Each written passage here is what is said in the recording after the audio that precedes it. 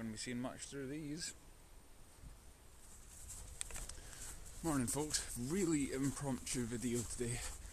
I woke up and I knew the forecast was going to be for a nice day today, and looked at my weather app and I'd seen that actually it had changed slightly and the sun wasn't going to be out as much and there was going to be mist this morning. But knowing that, I sort of thought, well, it's not going to be too bad. But getting up, I've realised that the mist, going through a style, is actually within our village and it's creating a temperature inversion right here, which is absolutely awesome. Usually to find temperature inversions I have to go maybe 10 or 15 miles away from my home because of the height of the land. We're quite low down in comparison to everything around us. So it needs to be really cold, really still, and have a fairly warm day the previous day in order to trap this layer of cold air, which is what's happened. So I'm running up the hill as quickly as possible. Oh, I'm filthy. Just to get a picture of the village within this temperature inversion. Somehow look quite nice. It's a pretty awesome view. I'll show you that. Look at the sun coming across the village there. This mist was around these bottom houses across the wreck and it's just been drifting away. I've actually got a 100 to 400mm lens on.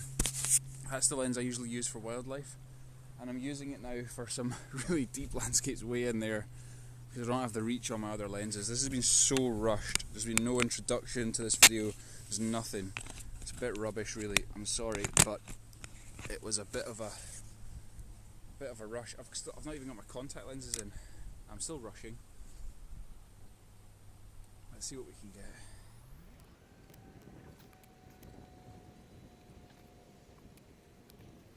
The thing is, there are so many compositions available here. Absolutely no doubt. It's just picking the right one before we lose the mist altogether. Let's just drop the ISO.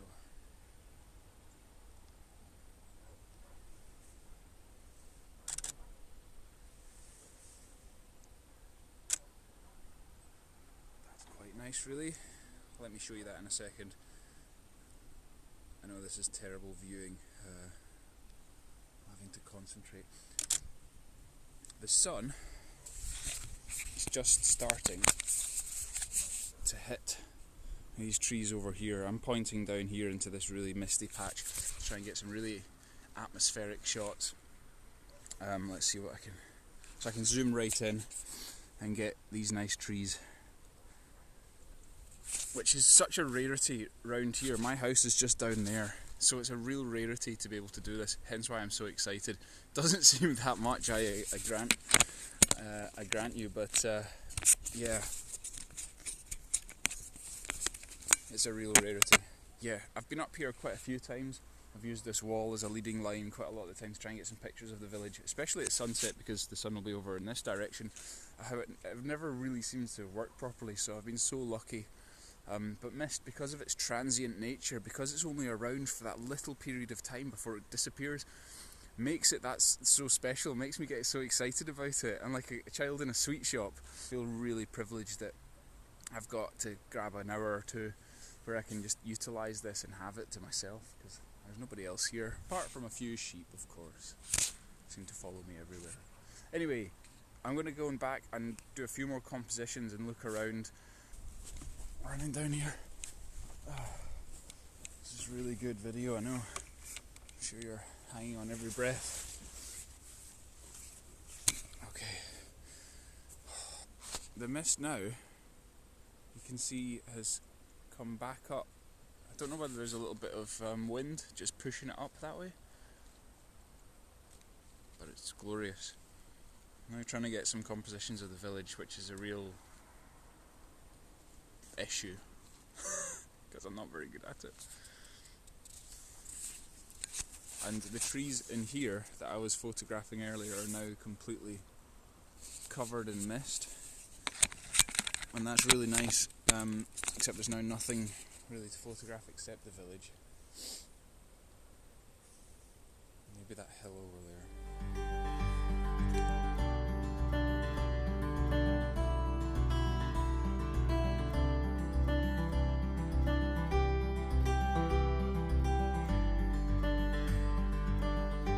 The mist is just swaying, it's moving quite quickly away out of the village, then back in, then back out. It's almost like a tide.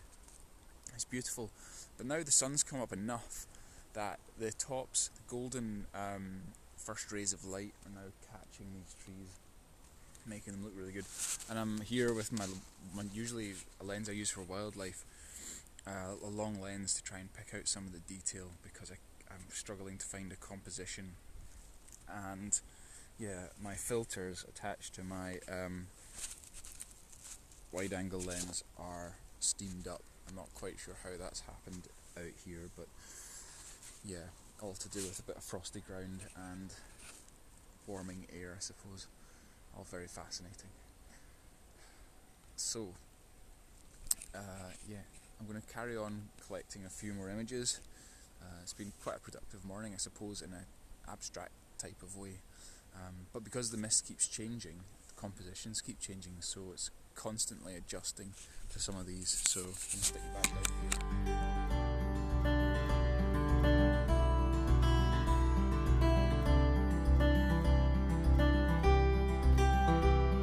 So I've been using my telephoto lens today to try and pick out some of the details within this mist across the village, and it's mainly been treetops that have been illuminated by the sun and this nice golden kind of leaves. There's not many leaves on the trees now at all, but it still has that kind of effect because the light is just catching the twigs, the tops of the trees. It's looking really nice.